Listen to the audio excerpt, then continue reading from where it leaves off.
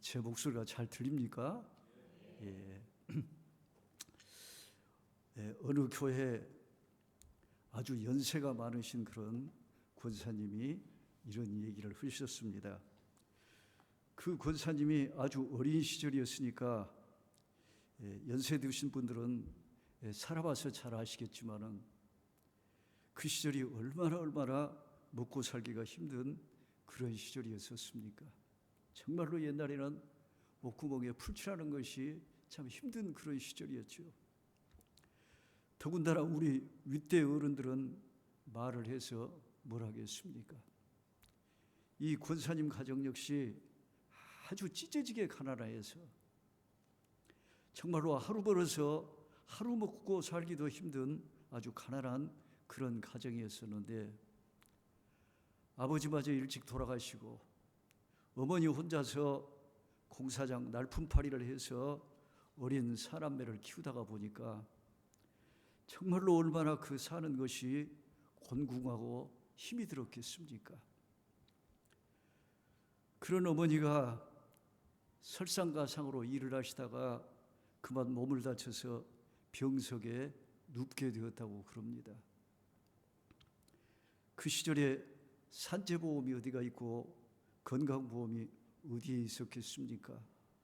돈 없으면 죽는 것이지요. 그때는 돈이 없으니까 병원에 가볼 엄두도 내보지를 못하고 어머니가 오랫동안 몸져 누워서 일을 못하니까 당장에 식량이 떨어져서 굶어 죽을 지경에 이르게 되었다고 그럽니다. 처음에는 조금 있는 식량 죽으로라도 연명을 하면서 어떻게 버텨봤었는데, 그나마 그 식량마저 떨어져서 이제 굶게 되니까 이 권사님 밑으로 어린 동생들이 셋이 있는데, 아무것도 모르는 철 모르는 이 어린 동생들이 배고프다고 밥 달라고 울고불고 그렇게 난리를 치니까 보다 못한 어머니가 큰딸인 이 권사님을 부르시더니 제 너머 한 30여리 멀리 떨어져 있는 외갓집에 가서 외할머니에게 이곳 사정을 말하고 식량을 좀 달라고 해서 가져오라고 그렇게 말씀을 하더라는 것이었습니다. 그 시절에 전화가 어디에 있었겠습니까? 그 어린 권사님이 산길을 걸어가지고 외갓집에 가서 외할머니에게 집안 형편을 이야기를 했더니 외할머니가 한숨을 땅이 꺼져라고 그렇게 내쉬더니 자루를 가지고 와서 식량을 담아주시는데, 이 어린아이 권사님이 식량을 담고 있는 그 할머니를 향해서 하는 말이, 할머니 조금만 더 줘. 할머니 조금만 더 줘. 할머니 조금만 더 주면 안 돼? 조금만 더 달라고 그렇게 사정을 하면서 졸라댔었다고 그럽니다. 그 말을 들은 할머니가 어린 것이 무거워서 그 먼 길을 어떻게 가지고 가려고 그러느냐고 그러는데도 불구하고, 할머니 나 기운 세다고, 조금만 더 달라고, 얼마든지 내가 가지고 갈 수 있다고 그렇게 마구마구 때를 썼다고 그럽니다. 어린 손녀의 성화에 못 이기는 할머니가 당신들 사는 형편도 넉넉하지 못한데도 불구하고 자루에 곡식을 더 퍼담고 또 더 퍼담아서 멜빵을 해서 어깨에다가 짊어져 주는데, 그것을 메고 집을 향해서 먼 길을 걸어오는데 정말로 무겁더라고 하는 것이었습니다. 어린아이가 그걸 짊어지고 오니까 30여리를 걸어오니까 얼마나 무겁겠어요. 그런데 여러분, 지금 어깨는 끊어질 것처럼 무거운데도 불구하고, 어깨는 정말로 끊어질 것 같이 무거운데도 불구하고 이 권사님 말씀이 그것이 결코 무겁지가 않더라고 하는 것이었습니다. 어깨는 무거운데, 어깨는 너무나도 무거운데 마음은 이상하게도 가볍더라고 하는 것이었습니다. 어깨는 무거운데 마음은 가볍더라는 것이에요. 왜 이 무거운 것이 가벼웠을까요? 여러분, 그것은 식구들을 사랑하기 때문에, 내 가족들을 사랑하기 때문에, 아무리 무겁다고 하더라도 이것을 조금이라도 더 가져가야만이 사랑하는 내 어머니가, 사랑하는 내 동생들이 한 끼라도 더 먹을 수가 있기 때문에 그것을 생각하니까 가볍더라고 하는 것이에요. 그것을 생각하니까 가볍더라는 것이에요. 무거운데도, 너무너무 무거운데도 불구하고 그것이 가볍더라고 하는 것이에요. 왜? 식구들을 사랑하기 때문에. 여러분은 지금 우리 예수님을 얼마만큼 사랑하고 계십니까? 진정으로 정말로 예수님을 사랑하고 계십니까? 내 생명의 주인으로서 그렇게 우리 예수님을 사랑하고 계시느냐고 하는 것입니다. 그렇다면 우리가 어떻게 해야만 되겠습니까? 여러분, 우리가 가지고 있는 이 성경은 하나님의 말씀이 기록이 된 그런 책입니다. 이 말씀 속에는 하나님의 계시와 우리를 향하신 하나님의 뜻과 우리에게 바라고 계시는 하나님의 생각들이 절절하게 담겨져 있는 그런 책이라고 하는 것입니다. 그런데 이 성경 말씀으로 보면은 우리들이 바라는 것하고는 달리 거의 90% 이상이 우리가 정말로 살아내기 어려운 그런 아주 무겁고 그런 불편한 말씀들로 채워져 있는 것을 볼 수가 있다고 하는 것입니다. 성경이 말하고 있는 복이라고 하는 것 역시 우리가 생각하고 있는 그런 복하고는 너무나도 거리가 멀다고 하는 것이에요. 우리 목사님도 그런 말씀을 하셨을 거예요. 우리가 생각하고 있는 복하고는 너무나도 거리가 먼 복이에요. 주님께서 복에 관하여서 말씀을 하셨습니다. 산상수훈입니다. 첫 번째 나오는 복이 무엇입니까? 심령이 가난한 자는 복이 있나니 천국이 그들의 것이며 그랬습니다. 심령이 가난한 자는 복이 있나니 네 마음 먹은 대로 모든 것이 다 형통하고 다 잘되고 또 잘 될 것이고 그렇게 말씀이 나왔으면 얼마나 좋겠습니까마는 이런 말씀은 어디에서도 찾아볼 수가 없고 천국이 저들의 것이라고 하는 것이에요. 우리가 원하고 있는 그런 복하고는 우리가 원하고 바라고 있는 그런 복은 무슨 복이에요? 육신이 다 잘되고 모든 것이 다 잘되고 그저 이 육신이 건강하고 만사가 다 형통하기를 원하는데 그것이 우리가 원하고 있는 그런 복인데 주님은 그런 것은 약속하지를 않으시고 천국이 저들의 것이라고 하는 것이에요. 우리는 당장 눈앞의 것들이 이루어지기를 원하고 있는데 주님은 아직은 멀고도 먼 곳 영원한 것을 말씀을 하고 계시다고 하는 것이에요. 지금 당장 눈앞에 일어나기를 원하고 있는 육신의 복이 아니라 영원한 나라, 그 나라가 복 중에 복이라고 하는 것이에요. 복붙어서 우리가 원하고 있는 그런 개념하고는 전혀 틀린다고 하는 것이에요. 애통하는 자가 복이 있다. 의에 줄이고 목마른 자가 복이 있다. 마음이 청결한 자가 복이 있다. 화평케 하는 자가 복이 있다. 의를 위하여 핍박을 받는 자가 복이 있다고 그렇게 말씀을 하셨는데 그 복으로 주어지는 것이 다 무엇이냐? 하나같이 다 영적인 것이지 우리가 원하고 있는 육신의 복들은 아니라고 하는 것이에요. 정말로 무거운 그런 말씀들이에요. 네 원수를 사랑해라. 7번씩 70번이라도 용서해 주어라. 네 오른뺨을 치거든 왼뺨이라도 돌려대 주어라. 여러분, 사람이 다른 사람의 뺨을 때린다면 어떻게 때려야 되겠습니까? 다른 사람의 뺨을 때리려면 어떻게 때려요? 내 오른손바닥으로 상대방의 왼뺨을 때리는 것이지 어떻게 오른뺨을 칠 수가 있겠습니까? 상대방의 오른뺨을 어떻게 치겠어요? 왼뺨을 때리는 거지. 내 오른손으로 상대방의 오른쪽 뺨을 어떻게 때릴 수가 있겠어요? 오른뺨을 치려면 어떻게 치겠습니까? 손등으로 쳐야 되는 거예요.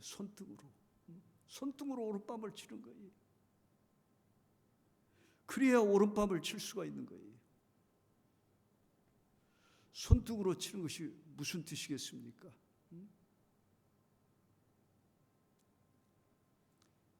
너 같은 것은 아예 상대할 가치도 없다고 하는 것이 그런 거 아니겠어요? 이렇게 때려야 되는데 이렇게 때리는 것은 손등으로 때리는 것은 너 같은 것은 아예 상대할 값어치도 없다는 것이 아예 사람 취급을 하지 않는다는 것이 경멸한다고 하는 것이 그런 모욕과 경멸을 받는다고 할지라도 주를 위하여서 참으라고 하는 것이 악을 악으로 갚지 말고 선으로 갚으라고 하시는 거예요. 여러분, 이게 얼마나 무겁고도 힘든 그런 말씀들입니까? 우리들 성질대로 하면은 그 자리에서 밟아 죽여도 시원치가 않을 판인데 오늘 읽은 본문 말씀만 해도 그렇습니다. 또 누구든지 너로 억지로 오리를 가게 하거든 십리를 동행하고 그랬습니다. 오리를 가자고 하면은 그 오리를 벗어나서 십리까지 가주라고 하는 것이에요. 이 말씀을 이해를 하자면은 예수님 당시에 법을 알아야 하는데 그 당시 로마의 통치하에 있었던 이스라엘 백성들에게 로마의 군인들이 와가지고 너 오리를 같이 가자, 짐을 들고 오리를 같이 가자, 그렇게 오리를 가자고 하면은 이유 여하를 불문하고 꼼짝없이 오리를 가져야 되는 그런 법이 있었다고 합니다. 그런 법이 있었기 때문에 우리 예수님께서 십자가를 짊어지시고 골고다를 향해서 올라가시다가 그 무게를 견디시지 못해가지고 쓰러지셨을 때 로마의 군병들이 주변에 있었던 구레네 사람 시몬에게 예수님이 지신 십자가를 대신 짊어지고 가게 했었는데 바로 이 규정 때문에 바로 이 법 때문에 절대로 거역을 할 수가 없었다고 하는 것입니다. 그래서 대신 억지로 짊어지고 간 것입니다. 그래서 오늘 본문에도 억지로라는 그런 표현이 나오고 있는 것입니다. 또 누구든지 너를 억지로 오리를 가게 하거든. 그러니까 그 당시 이스라엘 사람들에게는 이 처음에 나오는 오리라고 하는 것은 억지로라도 가주어야 되는 의무의 오리라고 하는 것입니다. 의무의 오리. 억지로라도 가주어야 하는 의무의 오리라고 하는 것이에요. 그런데 그 다음에 나오는 오리는 무슨 오리입니까? 오리를 가자고 하면은 심리를 가져와라. 오리를 가자고 하면은 심리까지 가져라는 것이에요. 그러니까 처음에 나오는 오리는 그 시대를 사는 백성이라면 누구나도 지켜야 되는 의무의 오리인데 나중에 나오는 오리는 무슨 오리겠어요? 억지로라도 가져야 하는 그런 의무의 오리가 아니라 자발적으로 가져야 하는 희생의 오리라고 하는 것이. 제일 처음 오리는 의무의 오리, 나중에 나오는 오리는 희생의 오리. 여러분, 우리 주님의 말씀을 읽어보면 거의가 다 우리의 희생을 전제로 하고 있는 그런 말씀이라고 할 수가 있을 것입니다. 너희는 세상의 빛이 되라고 그렇게 말씀을 하셨습니다. 그 당시에 전기불이 있는 것도 아니고, 쉽게 말하자면 양초 같은 것을 켜가지고 어두움을 밝혔을 것인데, 그 양초가 빛을 내기 위해서는, 그 양초가 어두움을 밝히기 위해서는 어떻게 해야만 되겠어요? 자신의 몸을 태워야 된다고 하는 것이에요. 그러니까 자신을 희생해야 된다고 하는 것이에요. 희생을 해야만이 빛을 낼 수가 있다고 하는 것이에요. 희생하지 않고는, 희생이 없이는 절대로 빛을 낼 수가 없다고 하는 그런 말씀이에요. 우리가 세상에 빛이 되게 해주시옵소서, 소금이 되게 해주시옵소서. 이 말을 우리가 기도할 때 막 함부로 쓰는데 정말 어려운 말씀이에요. 나를 희생하지 않고서는 빛이 될 수가 없으니까요.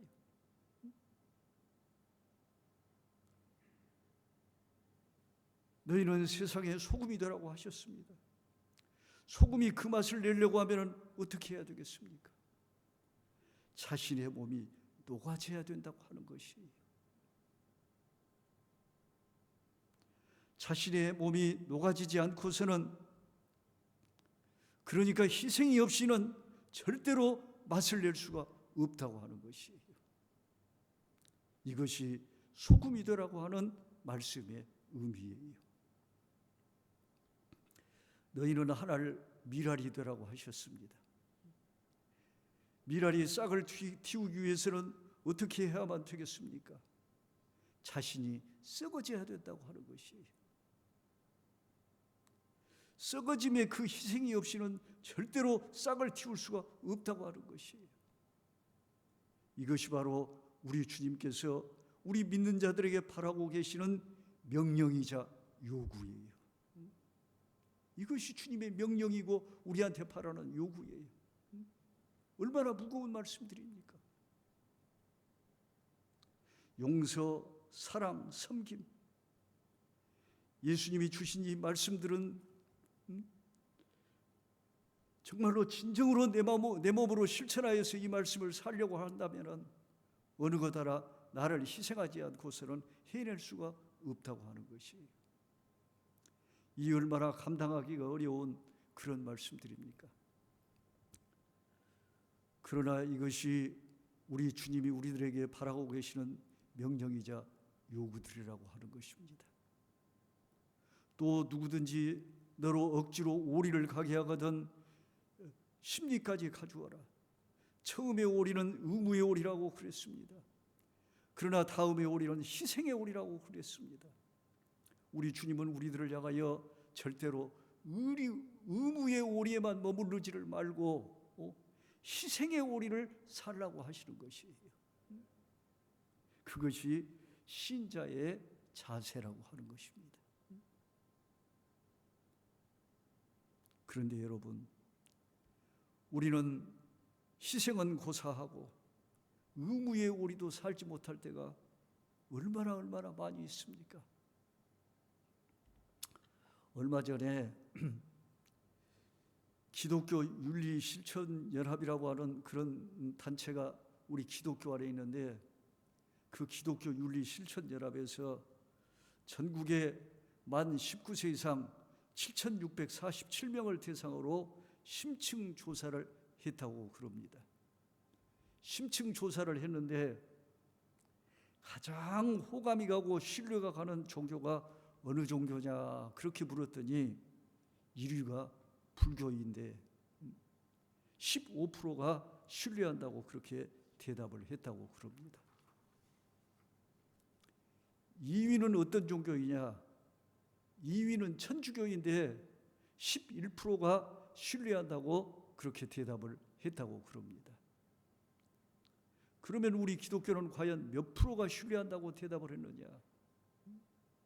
여러분, 겨우 6%밖에는 되지를 않는다고 하는 것이 6%. 두 자릿수도 아니고 한 자릿수에서도 한참이나 내려와가지고 6%밖에는 신뢰를 하지 않는다고 하는 것이, 불교의 절반에도 훨씬 못 미친다고 하는 것이, 천주교의 겨우 절반밖에는 안 된다고 하는 것이, 이것이 지금의 현실이에요. 왜 이렇게 교회가 세상에서 호감을 받지 못하고 신뢰를 받지 못하고 있느냐? 그저 입술로만 거룩하고, 모든 교회가, 모든 믿는 사람들이 입술로만 거룩하고 삶이 없기 때문에, 희생에 우리는 고사하고 의무에 우리도 살지를 못하기 때문에 이렇게 사회에서 철저하게 외면나가고 있는 것 아니겠느냐고 하는 것이, 여러분, 그러니 어떻게 전도가 되겠어요? 이렇게 신뢰를 하지 않는데, 이렇게 호감이 가지 않는다는데 어떻게 전도가 되겠어요? 우리가 잘 아는 이재철 목사님이 이런 얘기를 한 적이 있습니다.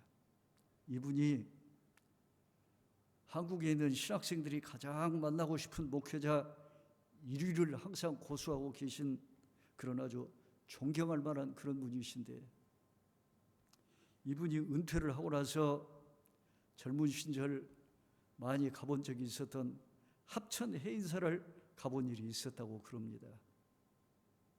가서 보니까 예전에는 없었던 찻집이 하나 해인사 바로 옆에 생겼는데, 주인 되시는 분이 서울에서 내려온 여자분이었다고 그럽니다. 차 한 잔을 마시면서 그 주인 되는 여자분과 이런저런 얘기를 나누던 중에 이런 얘기를 목사님이 물어봤다고 그럽니다. 요즘 스님들은 어떻습니까? 그렇게 물어봤답니다. 항상 곁에서 지켜보니까 요즘 스님들은 어떻더냐고 그렇게 물어본 것입니다. 그랬더니 이 여자분이 하시는 말이, 요즘에 중냄새나는 중이 어디에 있습니까? 중냄새나는 중이 어디에 있습니까? 중냄새도 안 나는데 자기들이 자칭 스님이라고 그래요. 그러더라는 것입니다. 중냄새도 안 나는데 자기들이 자기들을 가리켜서 자칭 스님이라고 한다는 것이, 그 말을 듣고 이 목사님이 돌아오는 내내 생각을 했답니다. 요즘 목사 냄새나는 목사가 어디에 있는가? 아무리 생각을 해보아도 자기 주변에는 없더라고 하는 것이었습니다. 요즘 매스컴에 오르내리는 우리를 슬프게 만드는 그런 목사님들이 있습니다. 정말 마음 아픈 목사님들입니다. 여러분들도 보신 분들이 있을 것입니다. 들으신 분도 있으실 것입니다. 한 분은 부산에 있는 보수교단 중에 보수교단 대형교회 목사님이신데, 기독교 텔레비에도 많이 나오고 아주 설교를 잘하셔가지고 인기가 많은 그런 목사님이십니다. 교인이 한 5천 명쯤 모인다고 그러니까 이 교회의 부목사님, 여전도사님들이 얼마나 많겠습니까? 그런데 이분이 수년 동안 교역자 회의 때마다 부목사님, 여전도사님들에게 퍼부어대는, 정말로 그걸 들어보니까 입에도 담지 못할 그런 쌍욕을 하는 것을 듣고서는 정말로 어이가 없어서 듣는 제 귀를 의심할 지경이었습니다. 정말로 할 말을 잃을 지경이었어요. 어떻게 목회자라는 사람이 저럴 수가 있을까? 시중에 잡배들도 저러지는 않을 것인데, 시중에 양아치들도 저러지는 않을 것인데. 더군다나 더욱더 화가 나는 것은 교회에 헌금하는 그런 액수를 가지고 교인을 VIP급으로 등급을 매겨가지고 관리를 했다고 그러니까 정말로 화가 나다 못해서 기가 막힐 노릇이지요. 또 한 분은 한국에서 아주 첫 손가락에 꼽힐 정도로 그렇게 손꼽히는 성경 강해의 대가이신데 수많은 목사님들이 이분의 책을 읽고 저 같은 사람도 이분이 쓴 책을 많이 읽었습니다. 많이 읽고 은혜를 받고 깨우침을 많이 받았었습니다. 그런데 이분이 자기 아들 목사 개척 자금으로 정말로 조금도 망설임이 없이 정말로 대수롭지도 않게 그것도 아주 당당하게 교회에다가 40억을 요구를 하면서 교회가 그만 시끄러워졌습니다. 내 아들 개척해서 나가는데 40억을 달라고 하는 것이요, 교회에다가. 40억이 누구 집 강아지 이름입니까? 40억이 누구 집 강아지 이름이에요? 그리고 그 돈들이 어떤 돈들입니까? 정말로 성도들의 피와 땀들 아니겠습니까? 그 돈들이 어떤 돈들이겠어요? 성도들의 피와 땀이지. 저는 이 기사를 읽고 이분을 평소 존경했기 때문에 너무너무 실망이 커서 한동안 마음이 상해가지고 그 상한 마음을 다스릴 수가 없었습니다. 너무 속이 상했어. 이분 참 거룩한데, 이분 참 거룩한데 그저 입만 거룩할 뿐이지 삶이 없는 것이지요. 냄새가 안 나는 것이지요. 냄새가 나지를 않는 것이에요. 주님과 가장 가까이 있는 것 같지만은 실상은 주님과 가장 멀리 떨어져 있는 그런 사람들이지요. 여러분, 제가 장로 노릇한 지가 벌써 수십 년인데 여러분, 저에게서 장로 냄새를 맡아보셨습니까? 기도는 잘하고 이렇게 설교는 그럴듯하게 하고 있지만은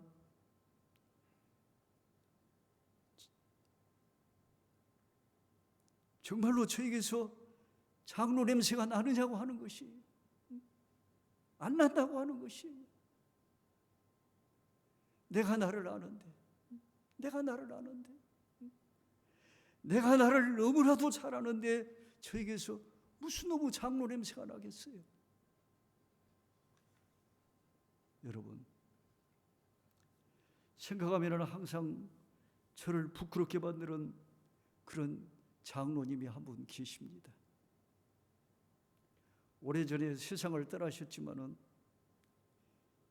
이분은 배움이 많지 않은 그런 분이셨습니다. 그리고 아주 가난하게 사신 그런 분이셨어요. 배움이 많지 않기 때문에 성경책도 떠듬떠듬 읽으시는 제가 어렸을 적 다녔던 시골교회 한 분밖에 없는 그런 아주 좋은 장로님이셨습니다. 제 아버님이 6.25 사변 때 빨갱이들에게 잡혀가가지고 모진 그런 고문을 당하셨는데 그 후유증으로 아버님이 일찍 세상을 떠나셨습니다. 제 밑으로 동생들이 둘이 있는데 전쟁이 끼어가지고 5살 터울, 8살 터울이 납니다. 남편이 없이 그 어린 3남매를 키우느라고 우리 어머님이 얼마나 고생을 많이 하셨겠습니까? 그 어머니가 병이 나셔서 오랫동안 몸져 누워 계시다가 의식불명의 그런 상태에 빠졌었습니다. 그때 시골에서는 병이 나도 병원에 가볼 엄두도 내지를 못하던 그런 때였었습니다. 왜? 돈이 없기 때문에, 가난하기 때문에, 그리고 무지하기 때문에. 화장실에서 볼일 보다가 나가 떨어지면은 뇌출혈로 그런 줄은 모르고 귀신이 밀어서 그런다고. 그런 분을 마당에 멍석을 깔아서 눕혀놓고 구슬을 하던 그런 때였었어요. 어머니가 유중하다는 그런 말을 들으셨던지 그때 제가 교회를 다녔었는데 그 장로님이 우리 집에를 찾아오셨습니다.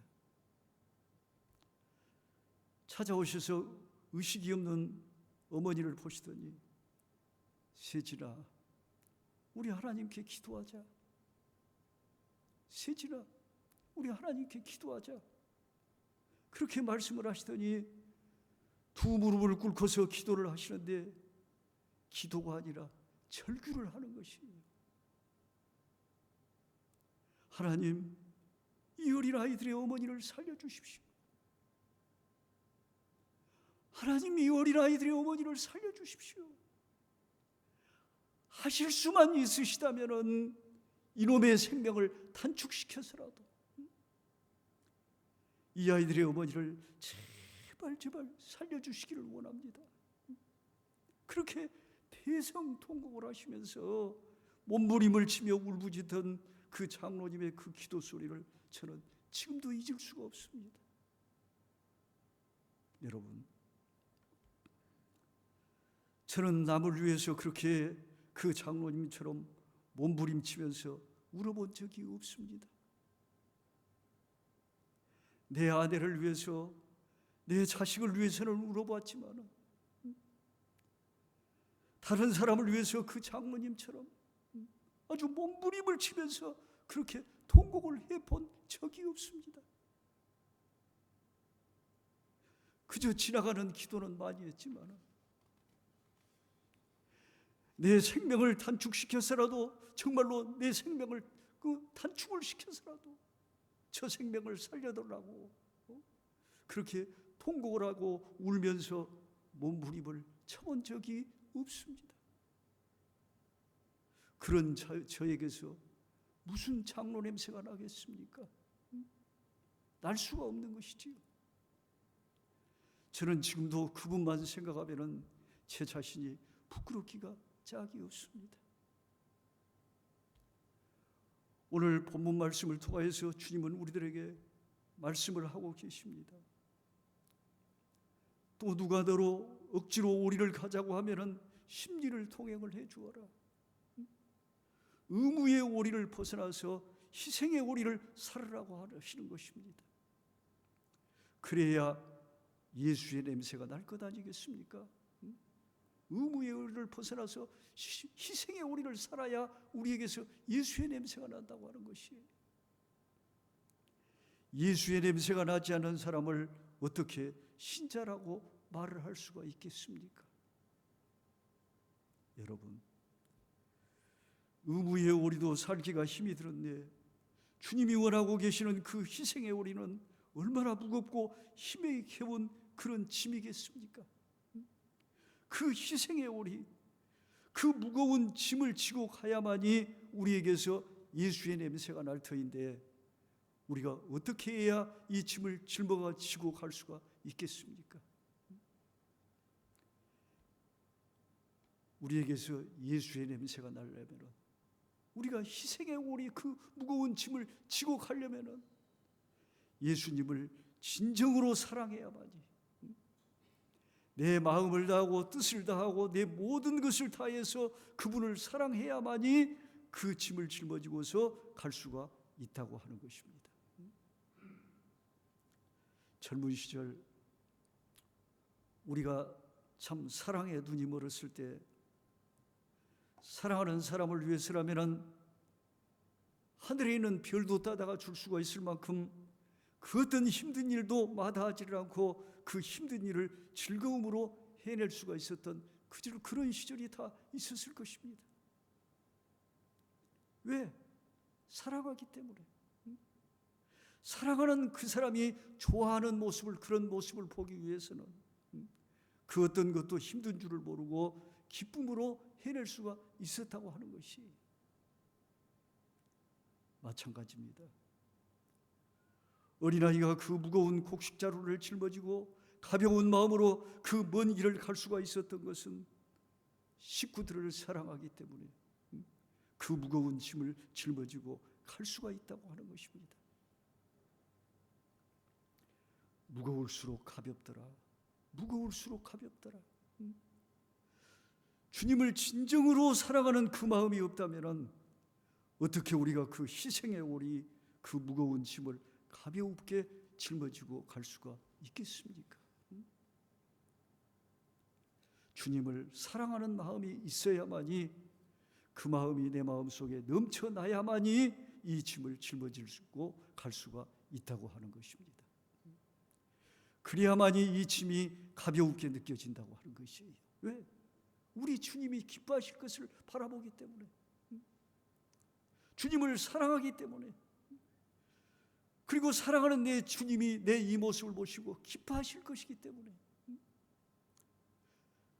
주님이 기뻐하시는 그 모습을 바라볼 수 있어야만이 이 짐이 무거울수록 가벼워진다고 하는 것입니다. 저는 요즘 새벽에 눈을 뜨면 기도를 합니다. 나이가 드니까 이런 기도를 합니다. 주님이여, 올 때는 울고 왔지만은 돌아갈 때는 웃으면서 갈 수 있게 해 주시옵소서. 그런 기도를 요즘 새벽에는 많이 합니다. 주님이여, 올 때는 울고 왔지만은 돌아갈 때는 웃으면서 갈 수 있게 해 주시옵소서. 어떻게 해야만이 우리가 웃으면서 돌아갈 수가 있겠습니까? 주님을 기쁘시게 하는 그런 삶을 살아야만이 우리가 웃으면서 갈 수가 있다고 하는 것입니다. 사도 바울처럼 몸은 비록 차디찬 로마 감옥에 갇혀 있을지라도 나를 위하여서 준비하신 그 나라, 나를 기다리시는 그 주님을 바라보고서 기뻐하고 또 기뻐했던 것처럼 우리도 그렇게 주님을 기뻐하시는 삶을 살아야 그 나라를 바라보고 기뻐할 수가 있지 않겠습니까? 오리를 가자고 하면은 심리를 가져와라. 의무의 오리를 벗어나서 희생의 오리를 한번 살아보아라. 그래서 예수의 냄새가 나는 그런 삶을 살아보아라. 이것이 우리 주님의 부탁이요, 이것이 우리 주님의 명령이요, 이것이 우리 주님의 요구인 것을 깨닫고 남은 인생 이러한 삶을 살 수 있게 해달라고, 이것이 정말로 우리의 간절한 그런 기도가 되고 이것이 우리의 남은 인생 최고의 그런 노력이 될 수 있기를. 기도한다고만 되겠어요? 노력해야 되는 것이지. 기도한다고 되는 거 아니에요. 하나님의 섭리와 사람의 노력이 같이 부딪혀야 소리가 나는 것이.